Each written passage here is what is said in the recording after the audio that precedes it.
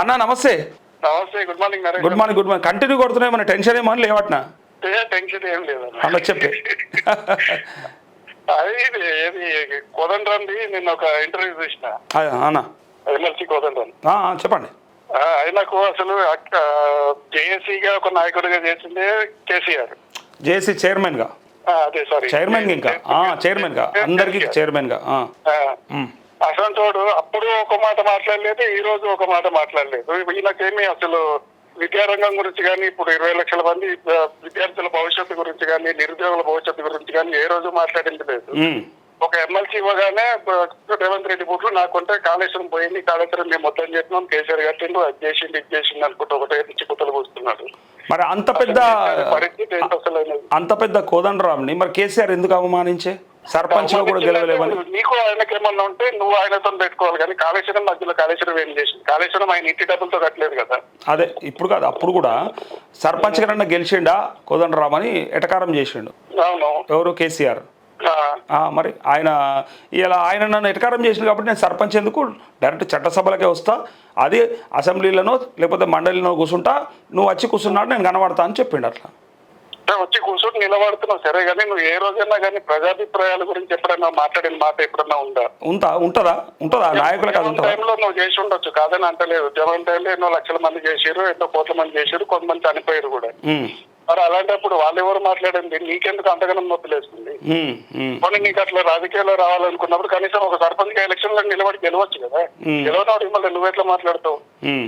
అసలు వీళ్ళు సోకాల్డ్ మేధావులని మనం చెప్పుకొని తిరుగుతున్నాం, కానీ వీళ్ళు అందరూ సొంత ప్రయోజనాల కోసమే చేస్తున్నారు కదా.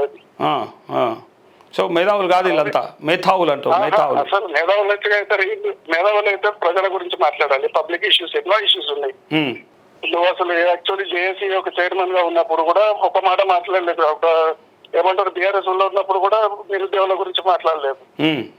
ఇప్పుడు కూడా నిరుద్యోగుల గురించి మాట్లాడతలేవు. 20 లక్షల మంది పిల్లల విద్యార్థుల భవిష్యత్తు ఎక్కడ పోతుందో అసలు దాని గురించి నువ్వేం మాట్లాడతలేవు. వాళ్ళకి ఎమ్మెల్సీ చేయగానే కాళేశ్వరం కొట్టుకొస్తుంది. ఇప్పుడు అది అసలు పద్ధతి అంటారు. అదని పదవి వచ్చింది కదా, పదవి వచ్చినాక గుర్తు రాకపోతే ఎట్లా? పదవి వచ్చినప్పుడు గుర్తు రావాలి. ప్రజలు పదవి ఇచ్చినందుకు వాళ్ళకు ఎంతో కొంత ప్రాయశ్చిత్తం చేసుకోవాలి కదా. అంటే ఇప్పుడు పదవులు రాగానే ప్రజలు గుర్తుకు రారు. కాళేశ్వరం కేసీఆర్ తిట్టాలి, కాళేశ్వరం కొట్టాలి, ఇంతవరకే మీరు ఒక పబ్లిక్ ఎజెండాతో పోతారు. నేను ప్రాయశ్చిత్తం అంటున్నాను, ఇంకా తప్పు చేసినాడు కదా ప్రాయశ్చిత్తం చేసుకునేది. వీళ్ళు గురుభక్తి చాటుకోవాలి కదా. గురుభక్తి వాళ్ళకి ఇచ్చాడు కదా, పదవి ఇచ్చాడు కదా. సర్పంచ్ కూడా కాలేనటువంటి కోదండరాంని తీసుకొచ్చి నేను ఎమ్మెల్సీని చేసినా చూసుకోండి అని చెప్పడానికి ఉంటాను కదా. అందుకే ఆయనకు గురుభక్తి చాటుకోవాలి కదా. అరే బ్రహ్మాండంగా మాకు ఇచ్చినాడు కదా, దానికి నేను ఏదో ఒక రకంగా కేసీఆర్ని కార్నర్ చేస్తే రేవంత్ రెడ్డి నన్ను మెచ్చుకుంటాడు. అట్లా వాళ్ళకి ఇచ్చిన డ్యూటీ అది.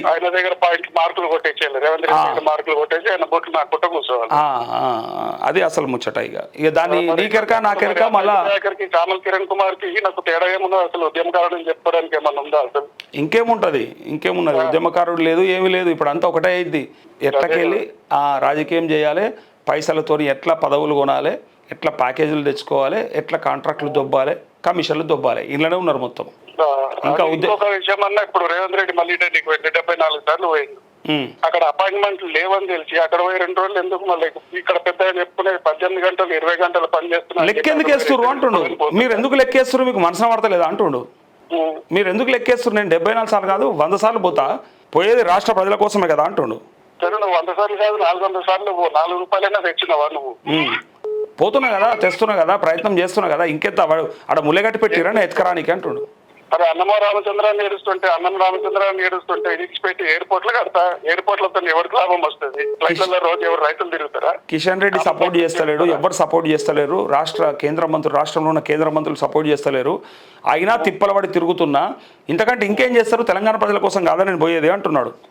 ఎయిర్పోర్ట్ కడితే రోజు పబ్లిక్ రోడ్డు మీద పోయేటోళ్ళు రైతులు వీళ్ళందరూ పంటలు వేసుకుని ఏరోప్లేన్లలో తిరుగుతారు. మరి అభివృద్ధి అంటే ఏంటిది? ఎట్లా చేయమంటావు అభివృద్ధి? ఇంకేం చేయమంటావు చెప్పే మనకంటే? అంటే బేసిక్ ఎలిమెంట్స్ కావాలి కదా అన్న. అది ఎక్స్పెక్ట్ నేను ఎయిర్పోర్ట్ కడతా, హైటెక్ సిటీ కడతా అంటే ఇప్పుడు నువ్వు అట్లా అడిగితే ఏమంటారు అంటే బేసిక్ ఎలిమెంట్స్ అని కానీ లేకపోతే మౌలిక సదుపాయాలు కానీ కల్పించలేకపోయి ఇప్పటిదాకా కలవలేదు అంటే 10 ఏళ్ళ నుండి కేసీఆర్ ఏం బీకండి అని అడుగుతారు రేవంత్ రెడ్డి. ఏం చెప్తావు సమాధానం నీ అటువంటి వాళ్ళు?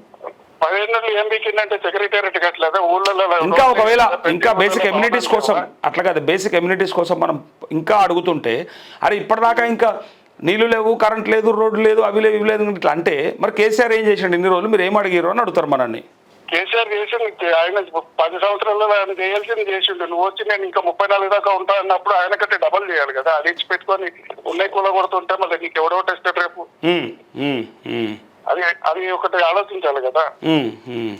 రేపు కేసీఆర్ కేటీఆర్ బీఆర్ఎస్ మీద వేయడం తప్ప నువ్వు ప్రజలకు పనికొచ్చే పని ఏం చేసినావు? ₹1 పని చేసినా అని చెప్పడానికి నీకేమన్నా ఉందా? ఇదంతా కొంతమంది మాత్రమే ఈ పంచాయతీ పెడతారు, కొంతమంది మాత్రమే మాట్లాడుతారు కానీ అందరు మా చుట్టే ఉన్నారు, మాతో ఉన్నారని వాళ్ళు భావిస్తా ఉన్నారు. మీరు అనుకుంటున్నారు అంటే ఒక పిల్లి కళ్ళు మూసుకొని పాలు దాక్కుంటే నన్ను ఎవరు చూస్తలేడు అనుకుంటూ తాగుతున్నట్టు ఈయన ఒక భ్రమలో ఉన్నాడు. మరి రిజల్ట్ ఏ రిజల్ట్ వాళ్ళకి వ్యతిరేకంగా వచ్చింది, ఏ రిజల్ట్లో వాళ్ళకి ఇబ్బందికరంగా వచ్చింది, అన్ని బ్రహ్మాండంగా వస్తే నిజంగానే నమ్ముతున్నారు వాళ్ళు, మమ్మల్ని కోరుకుంటారు, మమ్మల్ని ఎట్టి పరిస్థితుల్లో మమ్మల్ని ఆదరిస్తారని. మరి అంత అన్ని బ్రహ్మాండంగా వచ్చినప్పుడు జిహెచ్ఎంసీ ఎలక్షన్ పెట్టడానికి ఎందుకు కొనుక్కున్నాడు మరి? ఇప్పుడు నువ్వు చెప్తున్నావు కదా 34 దాకా నేనే 30. ఇప్పుడు జిహెచ్ఎంసీకి ఎస్ఐఆర్ అడ్డం ఉంది కదా, ఎస్ఐఆర్ కంప్లీట్ అయిన తర్వాతనే ఈ జిహెచ్ఎంసీలో ఎన్నికలు ఏదైనా ఎక్కడ ఏ ఎన్నికలు చేయాలన్నా ఎస్ఐఆర్ ఉంది కాబట్టి అది కంప్లీట్ చేస్తే ఆ తర్వాత ఈ ఓటర్ జాబితా ప్రక్షాళన అయిన తర్వాత ఇంకా ఏ ఎన్నికలకైనా పోవచ్చు. మరి ఎస్ఐఆర్ ప్రక్రియ అంటున్నారు. ఎస్ఐఆర్ అంటే నాకు ఒకటి గుర్తుకొచ్చింది. నిన్న కోడగల్లో 36,000 ఓట్లు ఎక్స్ట్రా ఉన్నాయని చెప్పి కేటీఆర్ హరీష్ రావు అప్పటి నుంచి పోరాడుతున్నారు. అయ్యో ఇక్కడ 2 ఎక్కువ ఉంటాయి. ఈడ కూడా వార్త ఉంది, అదే చదువుతున్నా. 2 ఓట్లు ఎట్లా ఉన్నాయి రేవంత్ రెడ్డి కన్నా ఉంది.